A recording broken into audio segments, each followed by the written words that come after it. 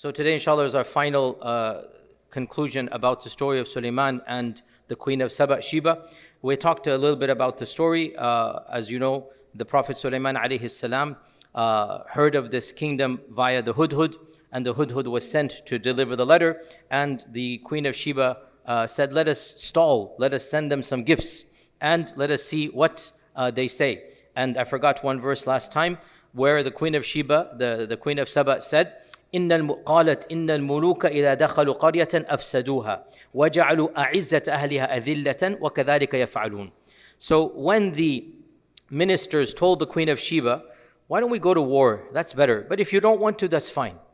The queen of Saba responds that we have to look at the possible repercussions. What would happen if they win? In case this is all legit and real, the people who will lose the most are us elites.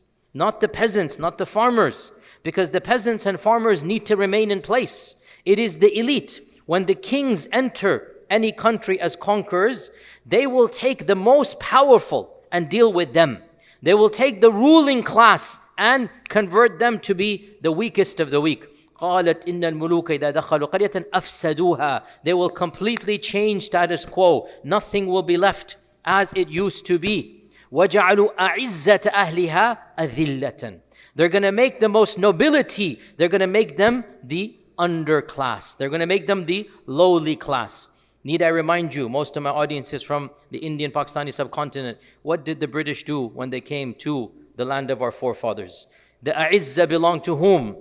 And what happened? They knew this is the threat, where it's going to come from. So what did they do? Eliminated their power base and they made them the underclass. Look at any kingdom that is tyrannical. The group that is the most threatening to them, they make them punished, persecuted, thrown in jail, strip away their rights to participate in politics, whatever. وَكَذَلِكَ يَفْعَلُونَ. And this is exactly what they do. Some say the phrase وَكَذَلِكَ يَفْعَلُونَ is Allah subhanahu wa ta'ala affirming. Once the queen says, the kings, they change the order and they make the elite, they make them the most low class. Allah is affirming and saying, yes, that is how they do this. And others say that this is just an affirmation from her viziers or from the queen herself that she's emphasizing. And both of them are valid points. Obviously, if you follow the first opinion, it is as if Allah subhanahu wa ta'ala is endorsing this is a reality. And it is a reality. Human nature teaches us this. So she sends the gifts and Suleiman is extremely angry and he says, get away from me, take your gifts back, we are attacking. The queen panics and she immediately makes her way to surrender. And we had stopped at that point in time where Suleiman asks for her throne to be brought to Jerusalem before she enters Jerusalem. And I went over how many did I go over last time? How many opinions? How many? 3? I did more than 3, I know that much because there's 3 that are. How many opinions? Who is the man who brought the throne? Who is the person who brought the throne?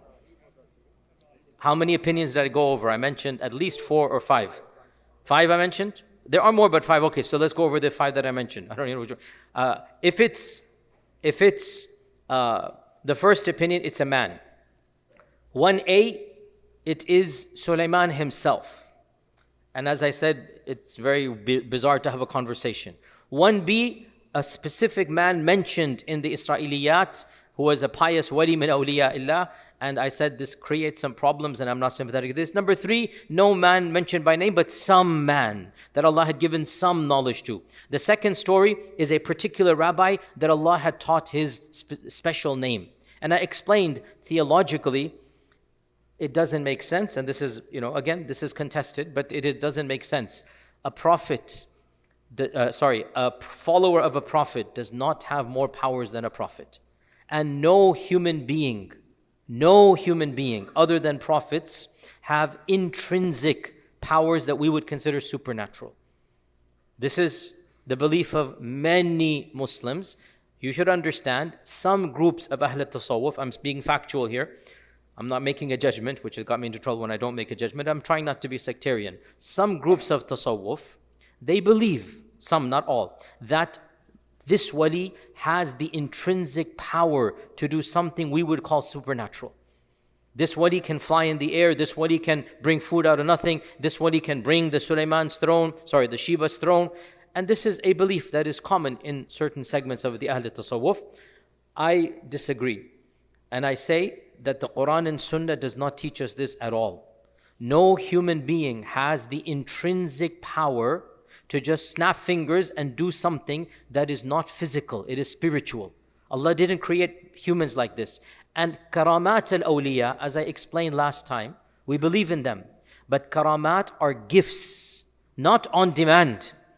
Umar radiallahu anhu is giving the khutbah, and all of a sudden, he sees the ma'raka taking place. And he says, Ya Sariya al-Jabal, my commander, O Sariya, look behind you, the mountain, they're coming from there. Did Umar radiallahu anhu say to Allah, Oh Allah, I want a live TV feed, give it to me now? Or did Allah bless him in front of everybody to see the status of Umar? In Sahih Bukhari, 2 Sahaba are walking back and it's pitch dark and they're going to get lost. And a light comes down in front of them. They're going to get lost. They're going to wander somewhere they shouldn't go. This is during the Battle of Khandaq, so they're scared. They're legitimate to be worried. The Battle of Khandaq is taking place. They need protection. A light comes down. And it's guiding them through the entire, the date palms and imagine that there's, it's a worry of a threat happening. And the light guides them through. Then when it's time for them to split up, the light splits up and each one goes to the house of the owner. Did they snap their fingers, say, Ya Allah, light right now, please? Or did it happen as a gift from Allah? You see, when you look at our tradition, you look at the Quran and Sunnah, all of these are gifts from Allah. I believe in karamat al-awliya. Allah blesses awliya with karamat. But this is a gift. It's not on demand. So to say that there's a human being that snapped his fingers and get the arsh, this is not how, it doesn't happen. And again, whoever disagrees, there are positions like this. That's not my position. So we said 1A, 1B, 1C, human beings, right? Opinion number, well, let's say 1, 2, 3 to make it easier. So 1, 2, 3, right? Opinion number 4 is Jibreel. And okay, it is logical, it is rational, it's not something that goes against our theology. But if Suleiman wanted Jibreel to bring the chair, why is he asking his viziers? Because he has access to Jibreel directly. The point is, he's right now just asking his viziers. Literally, oh my mala, who is going to bring me the arsh before she comes to me in submission? He's now asking for physical. If he wanted to reach Allah directly to get the chair, he could have done that. He is a prophet. He has direct access. But in this case, he's not doing it for whatever reason. He's just saying, hey, who can do this? It's a chore, a task that is being given. So, Jibreel, it's possible, it's plausible. I just don't think it's the apparent meaning. Because قَالَ الَّذِي عِنْدَهُ عِلْمٌ مِّنَ الْكِتَابِ. And had it been Jibreel, there's nothing that strange for us. And Suleiman is overwhelmed. When he sees the kursi, what does he say? قَالَ هَذَا مِنْ فَضْلِ رَبِّي. Allah bless me to have access to this.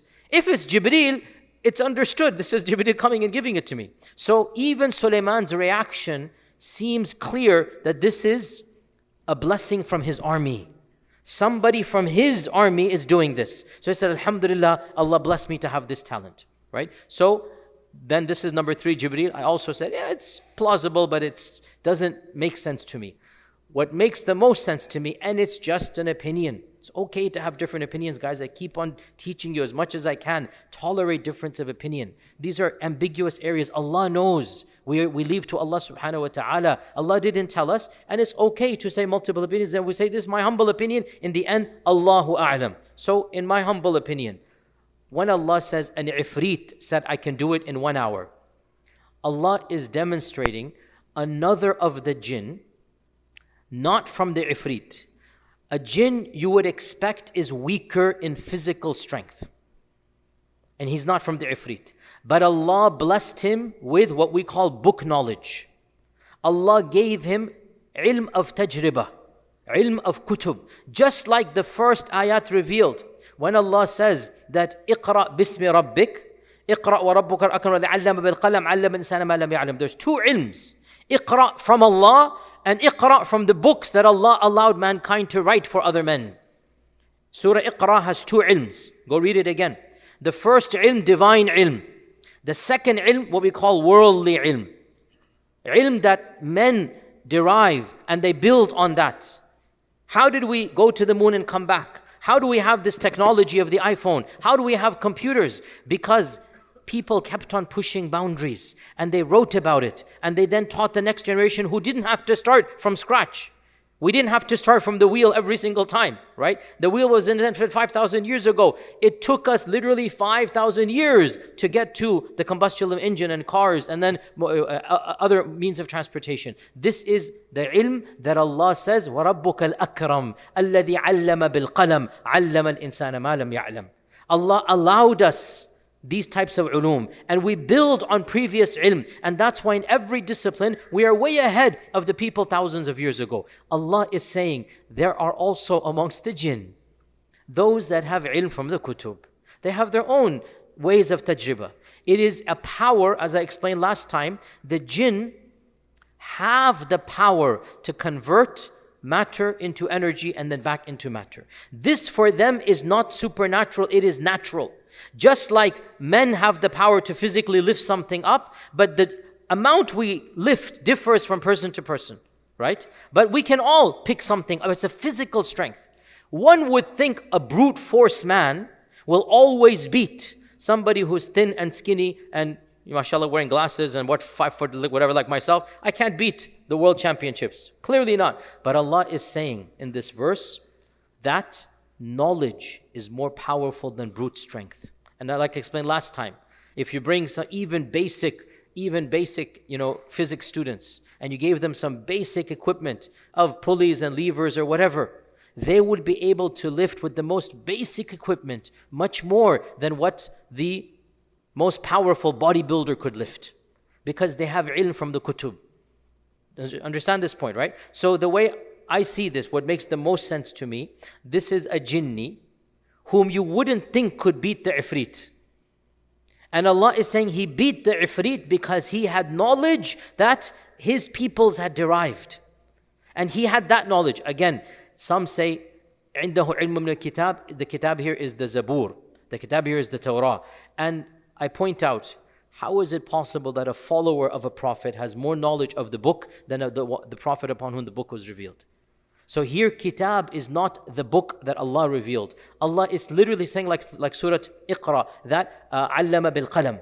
Okay, go ahead and read. Iqra, read books. Allah is saying, be knowledgeable of the sciences of your peoples. So this was a jinni who was knowledgeable, and therefore he tapped in to a physical capability in their world, which is to transform matter into energy, transform it back into matter. It's not something that is beyond the capacity, because again, we don't believe anybody has the power of kun fayakun other than Allah. This is not even jinn. They might have powers we don't have, but it's physical for them. Just like a horse runs faster than you. Are you going to have a competition between the sprinter and the horse? It's nonsensical. Allah blessed the horse to be faster than a human being. It's physical for them. Similarly, Allah blessed the jinn to have this capacity. It is physical for them. Nothing that is, and not that I don't believe in, of course we believe in supernatural, but supernatural comes from Allah. Allah is the one who does mu'jizat. Allah is the one who gives karamat. No human being other than the prophets whom Allah has delegated some gift to. This is Allah. That's why they're prophets. No human being, no makhluk has the power to say kun fayakun. It's not possible. Otherwise, they would be gods. And we don't believe this. So no jinni can just snap his finger and say, oh, I'm going to bring the chair, if it is supernatural. But if it is natural, if it's something physical, if you ask me, Akhi, I need some help, lifting my desk. Yes, I say, inshallah, I can do it. I can guarantee you, if Allah gives me life, and I can do it. Because 2-3 people can lift a desk. This is what we are talking about here. So this is, Allahu Alam, to me, the most obvious conclusion. Now, the chair comes. Suleiman says, this is from Allah's blessings on me. And the reaction of Suleiman clearly indicates it's not him and it's not Jibreel. Clearly indicates it is either a man or a jinni. That's very clear to me. That when he's happy and humbled. Had it been Jibreel, there's no strange thing. Had it been himself, this is, again, how would he himself do it? He have to go through Allah, through Jibreel, basically. So this is either a jinni or a man, and it seems to be a jinni. So he says, this is Allah's blessings on me to see whether I'm thankful or not. And whoever is thankful for himself, whoever is ungrateful, that's going to be against him. Now we get to the final paragraph. قال نكروا لها عرشها ننظر أتهتدي أم تكون من الذين لا يهتدون. He said, disguise her throne, change it. How so? Minor changes. So there might have been an amazing, we don't know for sure, but we can assume there might have been an amazing emerald, ruby, diamond right in the center of the throne. There might have been various decorations that were iconic in every single pillar. And so he's going to change it around. Bring another, not an emerald, but put a diamond in. Clearly the piece is similar but not the same. نَكِّرُوا لَهَا عَرْشَهَا. Change it. But again, even if you change it, the structure of the kursi is iconic. It's not going to be a different kursi. So what is going on here? Why is he saying disguise her chair? He tells you, نَنْظُرْ أَتَهْتَدِي أَمْ تَكُونُ مِنَ الَّذِينَ لَا يَهْتَدُونَ. I want to see, I want to test her. Will she be guided or will she refuse guidance? Meaning, this is power politics. What is happening here? Suleiman wants to test her level of takabbur versus humility. This is what Suleiman wants to test. Are you going to deny the obvious? It's clearly your kursi. Everybody can see it's your kursi. You know it's your kursi. Now, let us see what you're going to say. Before you are rushing here, no human could have reached Jerusalem before you from your kingdom. Yet, even when you come, I have your kursi. Do you not see now the power that Allah has given me? This is the test. Humility versus arrogance. Are you going to deny with your own eyes the obvious? In which case, there is no hope. If you're going to deny the obvious, there is no hope preaching to you. You're gone. And you will reject and you will not submit. Or will you submit? This is the test here. So, قال نكروا لها عرشها ننظر أتهتدي أم تكون من الذين لا يهتدون. فلما جاءت. As soon as she enters. Listen, what's happening here? Even before any negotiations, even before she presents her submission, as she walks into the chamber of Suleiman, right then and there, smack in the middle of the room, is her kursi. فَلَمَّا جَاءَتْ. Soon as she enters the room, قِيلَ أَهَكَذَا عَرْشُكِ. She was asked, whether it was Suleiman or whether it was one of the senior ministers, either could be the case. قِيلَ أَهَكَذَا عَرْشُكِ. Now this is very technical. I'm not going to go into the deconstruction of the i'rab and every letter because it's a bit beyond in English. It's very difficult to explain Arabic balagha in English, in fact maybe even impossible. So I'll just translate in simple English what he's trying to do. Because he didn't say, this is your throne. He didn't say, is this your throne? These are not questions he's asking. He's asking a very, very technical wording.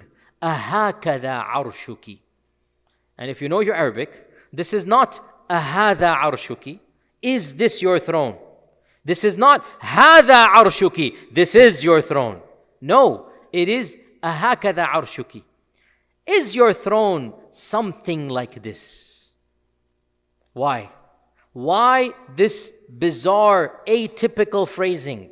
This is not the first phrasing that comes to mind. It's a very atypical phrasing. It's not what you would expect. Because if he is saying to her, this is your throne, khalas, this is a complete power flex over her.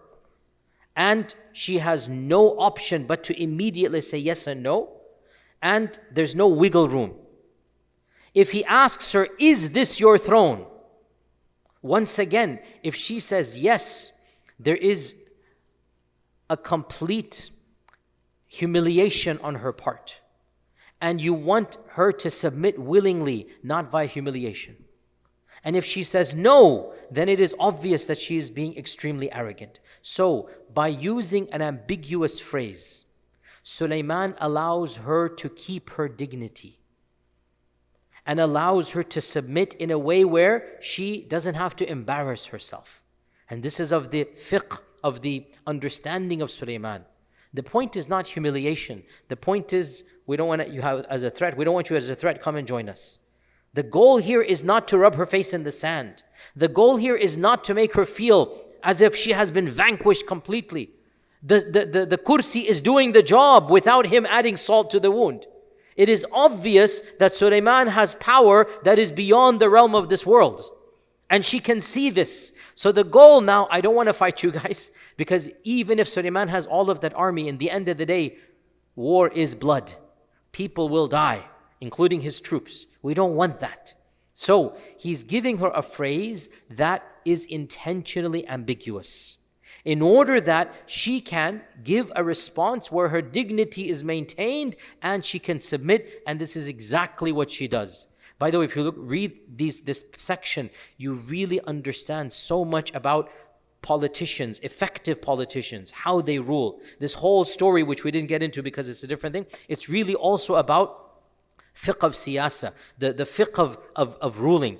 All too often, when we're not rulers, we think very simplistically. We think very binary manner. And actual politicians cannot be simplistic. They must be very nuanced. They must understand. They must balance so many different factors at play here, right? And everybody who gets involved in any field, the higher up you go, the more you realize, okay, when I didn't have this amount of responsibility, my understanding of this situation was different than it is now. This is human nature. So Suleiman is being ambiguous in order that she can save face, and also to test her. How humble or arrogant is she? So he asks her, is your throne something like this?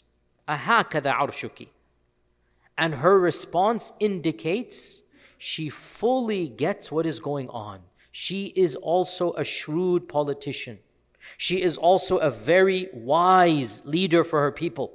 And she understands the game completely, and she plays it flawlessly and perfectly. When she's asked, is your throne something like this? She doesn't say, what? How did you get my throne here? Because that is demeaning of her dignity and grace. She will lose face amongst her people, and it's going to be a massive humiliation. And she also cannot say, this is not my throne, because even if she were to say it, everybody knows she's lying when she negates this is her throne. She knows it is her throne, and everybody knows she knows it is her throne.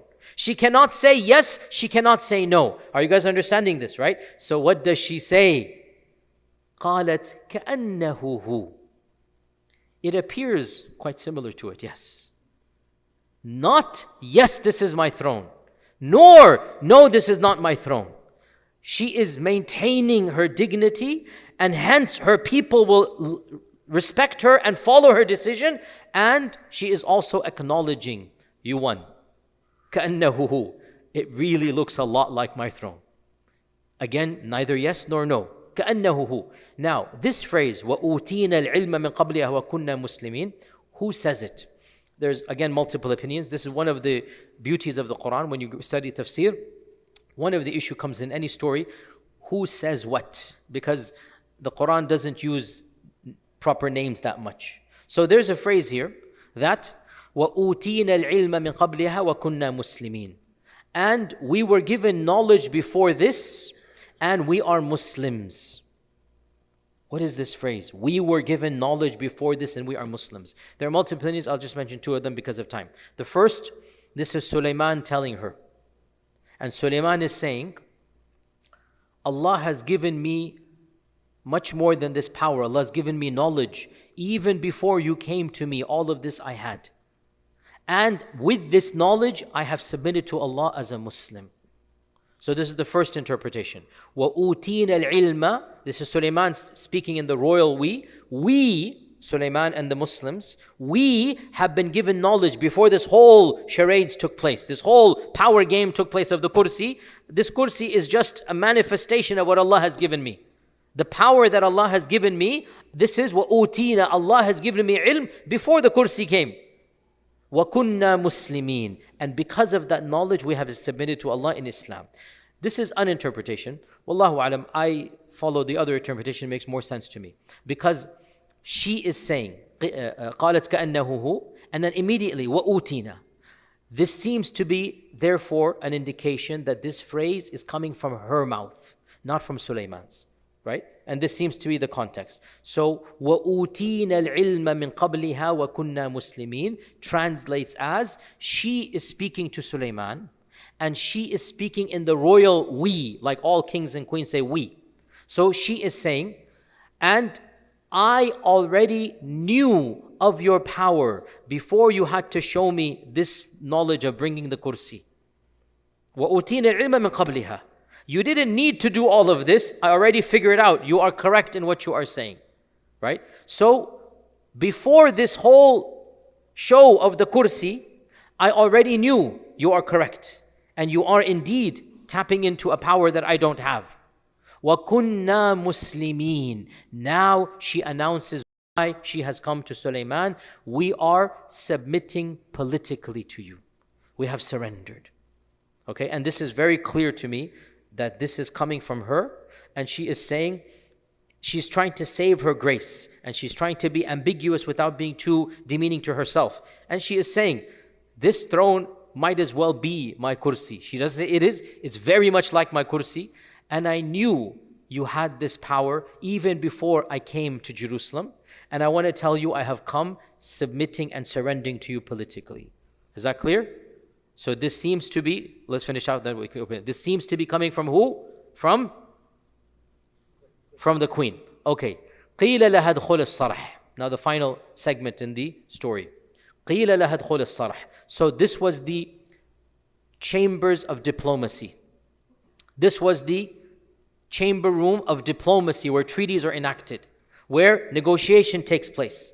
She has surrendered, negotiation over. Now, what happens when the treaty is signed? What happens? Food, festivals, right? Dawat. So once she surrenders, now we go to the festivals. Now we go to the food. Now we go to the more personal chambers. Okay? قِيلَ لَهَا دُخُلِ الصَّرْحِ. Now the announcers come. And there's going to be the people coming, this and that. How the charades happen. This is the reality of all diplomats. All this is how politics works. This is the reality. So she's coming with her entourage. And now she enters the more private chambers. This is where the honored VIP guests are given meals. This is not the public chamber where negotiations with friend and foe take place. That's where the kursi was. Now she gets to the more elite place, the more hospitable place. And obviously, the decorations there, the ambience there is different than the ambience of the negotiation room, right? So now she's getting to the more private chambers where the guests are invited. قِيلَ لَهَا ادْخُلِ الصَّرْحِ. Enter my palace. Enter the palace of Suleiman. And some say this was a palace that was attached to the original Baytul Maqdis that Suleiman had built. And I explained to you that the original Baytul Maqdis, what they call the Temple of the Mount, the original Baytul Maqdis, the Quran mentions this. It was built by the jinn. And it was beyond imagination. And this is why the memory of that temple remains with those people to this day. And they cry and wail over that memory. And the wailing wall that they cry over, this has nothing to do with Suleiman. The wailing wall is the remnants of the second temple that was built during the time of Jesus Christ by the king of the Jewish people. He called himself the king. King Hadrian called himself the king of the Jewish people. He built the temple. He built it, and it was a human structure. And he built it wanting it to be a magnificent structure rivaling that of Suleiman, but it only lasted less than 100 years. It too was destroyed. In one of the uprisings, those people revolted against the Romans. So the Romans sent in and massacred groups and killed others, lit them on fire, literally persecuted them, and then destroyed their temple. How dare you, uprise against us? So they destroyed the temple. Of that destruction, which took place, was it 73 CE? Like after Jesus by a few decades. The remnants of that temple, there's only one wall remaining, and that is called the Wailing Wall. Okay? That is why they're wailing, because they want their temple back. So, may Allah Azza wa Jal free Masjid al-Aqsa from the occupation that it currently engages with, also our brothers and sisters Gaza. So, قِيلَ لَهَا دُخُلِ الصَّرْحِ. There is a palace attached to the temple. Enter this palace. She enters the palace. She enters the first room. فَلَمَّا رَأَتْهُ حَسِبَتْهُ لُجَّةً وَكَشَفَتْ عَنْ سَاقَيْهَا. Soon as she comes in, she is bedazzled with what she sees. All she can see is just beauty after beauty, splendor after splendor. And the entire floor to her appeared like water. She has never seen any structure like this in her whole life, and she is the queen of the most powerful civilization besides Suleiman's. She has access to more wealth than any other ruler, and her throne embodied that wealth and that power, but she has never seen a palace like that of Suleiman. So when she comes in and she's looking everywhere, and again the Quran itself says, يعملون له ما يشاء من محاريب وتماثيل كالجفان وقدور الراسيات اعملوا آل داود شكرا وقليل من عبادي الشكور. Allah is saying the jinn would make for him massive urns. They would make for him, massive pots. They would make for him places of water to put. So the jinn are constructing these these structures. Can you imagine when you have jinn at your service? They're going to bring all the expensive metals. They're going to bring all the exotic items. They're going to build ways we cannot even imagine. So she walks in and she cannot believe what she is seeing, and the entire floor is shimmering. The entire floor is as if it were water. And in that excitement, bedazzlement, she's so stupefied. She forgets where she is, she forgets she's the queen, and she acts like any normal human being would. It is unbefitting of a queen to do. Unbefitting of a queen to do. She lifts her skirts up as she walks in, thinking that it's water, and who wants to get your skirts or your pants wet in water, right? She lifts her skirts up, كشفت عن ساقيها, and her shins, the lower part of her feet, basically above her ankles, the saqain were exposed. قال, Suleiman directly says to her, إنه صرح ممرد من قوارير. This is a palace whose floor has been paved with crystals. Crystals are paving the floor. Which king? I mean, if you go to the Versailles Palace in King Louis outside of Paris, you go and look at that Paris, they have the famous Chamber of Mirrors over there, right? Where World War I was, the treaty was signed, 11th of November 1911, 11th of November 1923, 24, whenever it was, 11 a.m., 11th of November, 11, that's when they did it. They signed the Treaty of Versailles, they signed the Treaty of Surrender in that famous mirror, Hall of Mirrors. I'm trying to say, I'm going to tangent here. King Louis was one of the most extravagant, show-offy kings in the recent human history. And that's why his kingdom went bankrupt. He built palaces upon palaces of gold and silver and whatnot. Even in his palace, where is the qawarir put? On the sides. Nobody has the luxury and the quality of qawarir to put as floor. This is not what people could do back then. It's beyond the capability of human beings back then. Now we have our fortified glass, we can do it. Back then it was not possible. So the fact that you have on the floor qawarir that look like glass is doing what glass does. And the light comes in, and we can only imagine, because again, we don't know this, we can only imagine that the ambience would have literally been otherworldly. So when she recognizes, she's basically made a fool out of herself, right? She's been so, it's like, imagine, not the same thing, but Yusuf's beauty is so handsome, the women cut their hands. They lose track of reality, right? Basically, this is a type of equivalent, where she's so overwhelmed with the beauty, she does something very unbecoming. She lifts her skirts up. She kind of makes a fool of herself. So Suleiman's trying to save her dignity, being the gentleman. Suleiman saved her dignity. And Suleiman says, قَالَ إِنَّهُ صَرْحٌ مُمَّرَّدٌ مِنْ قَرِيرٍ. He said, no, this is my palace whose floor has been paved with crystals. This isn't water, this is crystals. This is glass. This is reflection. You don't have to do this, right? And again, this shows you, he's not mocking her. He's not laughing out loud. He's acting like a true gentleman. This is how gentlemen act. And obviously, in all of this, the queen understands. She's really made a fool of herself in this regard, and she's underestimating the power of Suleiman. So now she says, قالت ربي إني ظلمت نفسي. She says, Ya Rabb, I have wronged myself.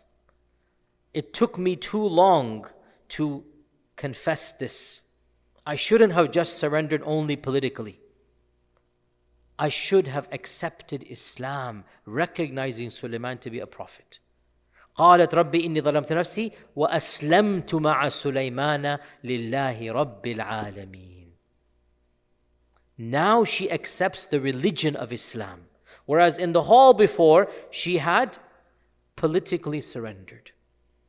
And she had not accepted Islam. But when she sees this reality, she recognizes this is beyond.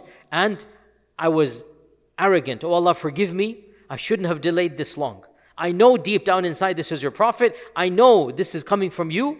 So, oh Allah, accept my forgiveness. And I am entering into Islam at the behest of, at the da'wah of Suleiman. Aslamtu ma'a Suleimana lillahi rabbil alameen. Now, this is the end of the story of Sheba, of Suleiman and Sheba. What is the main moral? Why did Allah reveal this story in an early Meccan surah? The theme of the story, the main motif of the story is very obvious, and it was meant for the Quraysh. And that is, Allah is saying to the Quraysh, of course, every Arab knows the civilization of Saba. Every Arab knows the dam. Every Arab has heard the legends of the Queen of Sheba. Every Arab. This is what they grew up hearing. This is children's, stories for them. They know it. And Allah is saying, you look up to them as being legendary. They were more powerful than you. They had more civilizational strength than you. And yet they embraced Islam when they saw the power of the prophets. So, O Quraysh, why are you being arrogant? The people you look up to, this is their story. The people whose stories you've heard since you were children, and you consider them to be icons, well then follow their path. And you have more right to do so because the Queen of Sheba actually had an empire. You don't have an empire. The Queen of Sheba had an army. You don't have an army. The Queen of Sheba had so much, and still she embraced Islam with Suleiman. Therefore, people of Quraysh, you need to embrace Islam with the Prophet Muhammad sallallahu alaihi wasallam. And there's a secondary theme as well. And again, this is a short class, obviously, the 3 lessons we did. I encourage you to go back and reread these stories much more. There's another motif that is very clear in this story, and it occurs at least 4 or 5 times in the span of 2.5 pages. And that is being thankful for what Allah has given you. Constantly, Dawood and Suleiman, constantly in this 2.5 pages. Go read it tonight. How many times they say, this is from Allah, we thank Allah, this is, Allah has blessed us with this, when the ant talks, then, فَتَبَسَّمَ ضَحِكًا مِنْ قَوْلِهَا. And he makes dua to Allah subhanahu wa ta'ala to allow him to be thankful. So the entire story has another motif, and that is, if you are blessed, and we are all blessed, if you have a blessing from Allah, and we all have blessings from Allah, do not allow those blessings to cloud your judgment so that you become arrogant. Thank Allah and humble yourself. هَذَا مِنْ فَضْلِ رَبِّي لِيَبْلُوَنِي أَأَشْكُرُ أَمْ أَكْفُرُ. This is a key theme of this whole section as well that is meant for Muslims. The first theme is meant for non-Muslims. This theme is now meant for Muslims. Memorize this phrase. قَالَ هَذَا مِنْ فَضْلِ رَبِّي لِيَبْلُوَنِي أَأَشْكُرُ أَمْ أَكْفُرُ. Any blessing we have, think of this. This is from Allah to test me whether I'm going to use it to thank Him or whether it will make me, astaghfirullah, arrogant and haughty, and I reject the blessing from Allah. Whoever is thankful, then Allah will reward, and whoever is ungrateful, Allah has no need of you. We should humble ourselves from the blessings Allah has given and ask Allah, like Suleiman said, قال ربي أوزعني أن أشكر نعمتك التي أنعمت علي وعلى والدي وأن أعمل صالحا ترضاه وأدخلني برحمتك في عبادك الصالحين. And with this, inshallah ta'ala, we conclude from the story of Suleiman. May Allah subhanahu wa ta'ala grant us all humility. May Allah azza wa jalla make us all thankful for the blessings that we have. And may Allah subhanahu wa ta'ala free the land that Suleiman ruled from the people who have nothing to do with Suleiman and give it to the real people of Suleiman, and that is us. Wa jazakumullahu khairan. Wassalamu alaikum wa rahmatullah. فيا ذلي ويا خجلي إذا ما قال لي ربي أما استحييته تعصيني ولا تخشى من العتب وتخفي الذنب عن خلقي وتأبى في الهوى قربي فتب مما جنيت عسى تعود إلى